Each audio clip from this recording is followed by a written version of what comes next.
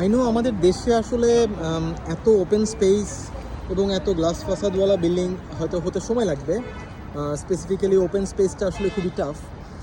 But আমরা যেটা করতে পারি আসলে আমার কাছে মনে হয় যে এই টাইপের কিছু স্পেস অনেক জায়গাতেই ক্রিয়েট হয়, like this stair area. So এখানে look at the shape, this is beautiful.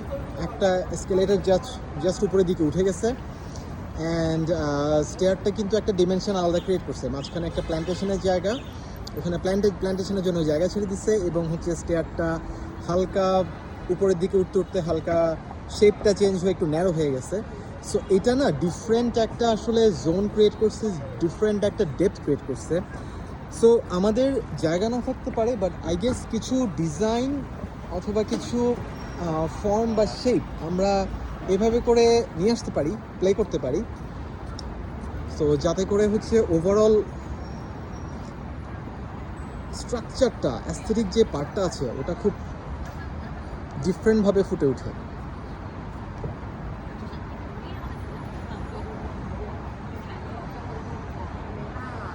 Okay, so ভেতরের লিফট ইউজ না করে বেসিক্যালি এখানে উঠে যাওয়া যাবে, আমি যেখানে রুফটপে গেলাম আর something. So this is another interesting thing যে একটা শপিং মলের ভেতরের কমিউনিকেশনের জন্য বা এসকেলেটর অর লিফটের জন্য আসলে ওয়েট করার দরকার হচ্ছে না, পায়ে হেঁটেও আসলে দেখা যাচ্ছে। And these are some pretty good design, these are some letters, অনেক কিছু লেখা এখানে। Maybe the brands in this building, I don't know, কিছু চাইনিজ আছে না, I think the brands. Pretty amazing.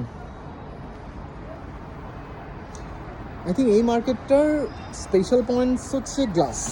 So সব দিকেই গ্লাস আর গ্লাস।